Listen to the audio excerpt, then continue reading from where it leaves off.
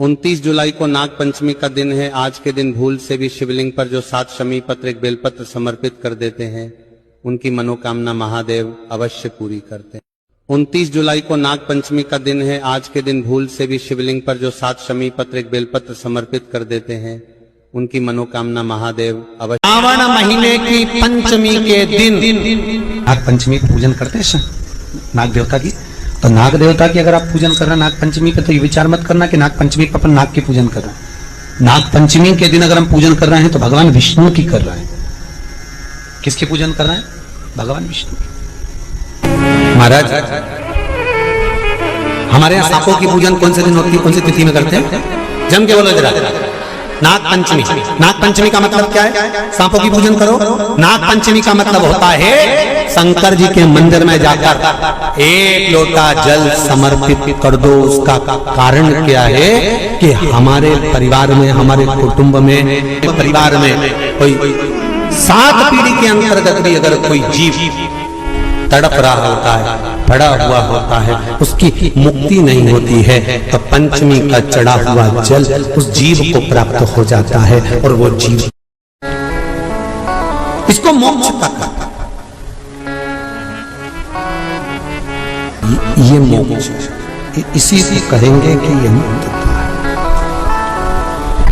तो शिव महापुराण की कथा कहती है, जलंधर की धर्म पत्नी वृंदा को जब सात्वित्व भंग किया गया भगवान विष्णु के द्वारा, तब वृंदा तुलसी के क्यारे के रूप में प्रकट हो गए। और वृंदा ने शंकर भगवान से कहा, भोलेनाथ, सारे देवताओं का चढ़ा हुआ जल मुझ पे चढ़ सकता है और मैं भी सारे देवताओं के लिए समर्पित रहूंगा, सारे देवताओं को।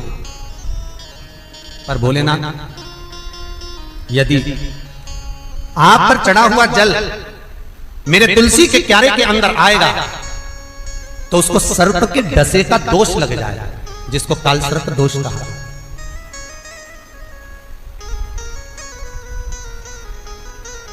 जिसको काल सर्प दोष कहते हैं।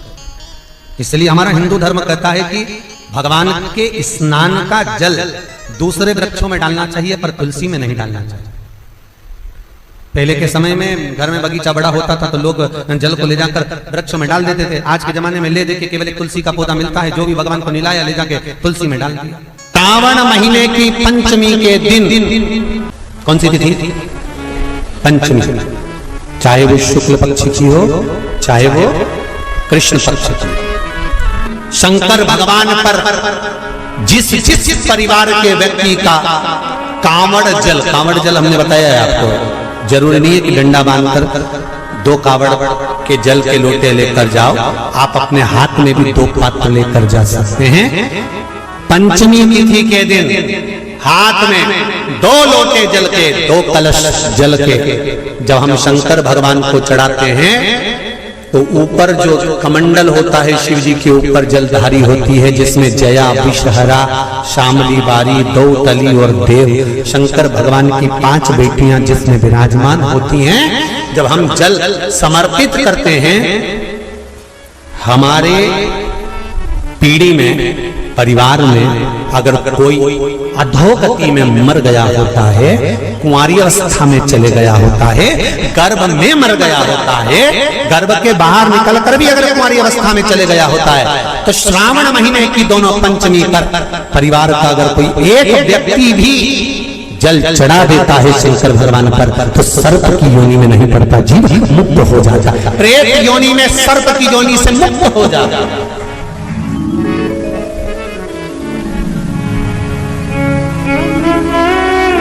चाहे नाग पंचमी हो, चाहे श्रावण महीने की शुक्ल पक्ष की, चाहे कृष्ण पक्ष की पंचमी हो, और समझ लो अच्छे से,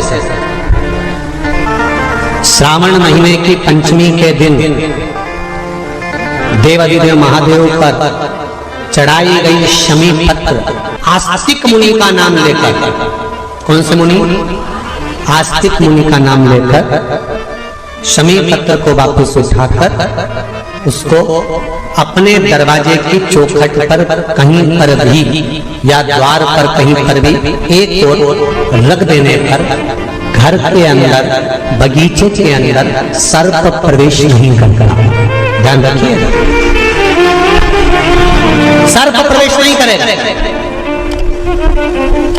शमी पत्र समर्पित करने पे, उस शमी पत्र को आस्तिक मुनि का स्मरण करने, कौन से मुनि है? आस्तिक मुनि का स्मरण करने पर भीतर घर के अंदर बगीचे में सर्प भी प्रवेश है। उस शमी पत्र में जया, विषहरा, शामली वारी, दौतली और देव, ये 5 कन्याओं का भाव प्रकट हो जाता है और वो कन्याएं हमारे घर के द्वार की रक्षा करती हैं। तुम्हारे घर की बहन बेटी क्या करती है? तुम्हारे घर की बहन बेटियां क्या करती हैं? घर में बहन बेटी आती हैं तो बद्दुआ देकर नहीं जाती। घर में कन्याएं रहती हैं, बद्दुआ नहीं देती। घर की बेटियां जब दरवाजा छोड़कर शादी कर वाले दिन, विदाई के दिन अगर जाती भी हैं तो बेटियां हाथ में धान भरकर फेंक कर जाती हैं कि मेरा मायका खूब फले फूले आगे बढ़े। छापे लगाकर चली जाती हैं कि हमने हमारी जीवन की सारी दौलत, जीवन का सारा सुख अपने मायके में दे दिया है। वो बेटियां तो की बेल में पान जानते हो? तांबुल जो खाने वाला पान होता है, पान की बेल में चारों तरफ से बेल लगाकर नागलक्ष्मी उसमें पेट कर शिव की आराधना करती थी। इसलिए आज भी शास्त्र के हिसाब से देखा जाए तो सबसे ज्यादा सांप, सबसे ज्यादा सर्प, सबसे ज्यादा नाग नागिन, सबसे ज्यादा सर्प अगर कहीं रहते हैं तो जहां पान की खेती होती है, जहां पर तांबुल उत्पन्न होता है, जहां पान की बेल होती है, सबसे ज्यादा सांप वहीं पर पाए जाते हैं। सबसे ज्यादा सांप वहीं पाए जाते हैं।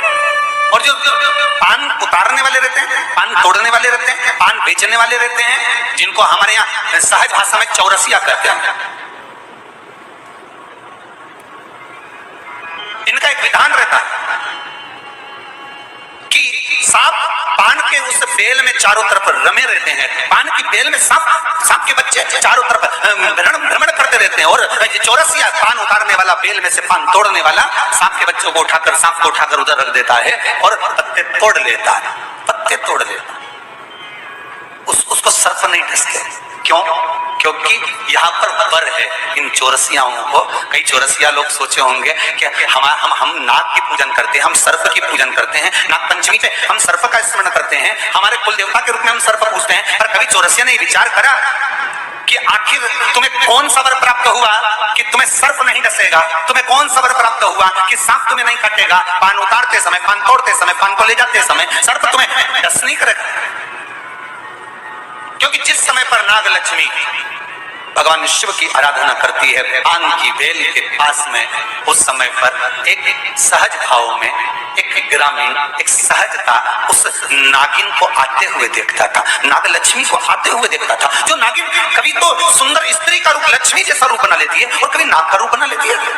बड़ा विचित्र उसको लगता था। और वो एकांत में बैठा, इसने आकर देखा कि नागलक्ष्मी सेवा में लीन रहती, किसी जीव को वहां आने नहीं देता। शास्त्र तो यहां तक कहता है कि जब नागलक्ष्मी पूजन करती थी तो कहा, पूछा गया ये कोई जीव इसके पास में ना आए तो इसको बचाता था वो। एक दिन नागलक्ष्मी जब बड़ी हो गई, देख लिया उसने इस ग्रामीण को, इस मानव को जब देखा तो चारों तरफ से किसी ना किसी रूप में नागलक्ष्मी को रसला कर देता है, प्रदान करता रहता है, कुछ ना कुछ तत्व देता रहता है। कितना सुंदर संवाद है महाराज जी। नागलक्ष्मी जब पूजन करने शंकर जी की बैठती थी तो ये जो हमारे हिंदू धर्म में ऐसा भाव कहते हैं, शंकर जी के अभिषेक में कन्या का रस, अनार का रस, मौसम्बी का रस, ये जो अभिषेक कराते हैं ना ब्राह्मण जन, तो ये कहते हैं ये रस चढ़ाइए, इस रस से भगवान का अभिषेक करना है, कन्या का रस से, इस रस से शिव का अभिषेक करना। ला कर देता, रख देता। तो रोज नागलक्ष्मी पर रोज आश्चर्य होता कि आखिर ऐसा कौन है जो लाकर रोज रख देता है? कौन है ऐसा?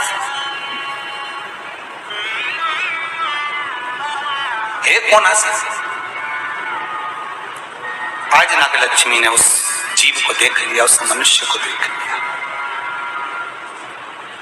तो चारों ओर से मेरी रक्षा करता, रस को लाकर शिव के लिए देता है। मैं तुझे वर देती हूं, तेरे वंश के अंदर कभी सर्प का डस नहीं होगा। तूने मेरी सेवा करी, शिव तुझे फल प्रदान करेंगे। वो चारों ओर से रक्षा कर कर रस ला कर देता था, इसलिए उसका नाम का संबोधन में भी चौरसिया जोड़ा गया। चौरसिया, चारों ओर से चौकसी कर कर जो रस ला कर प्रदान कर दे, उसके नाम में भी संबोधन है।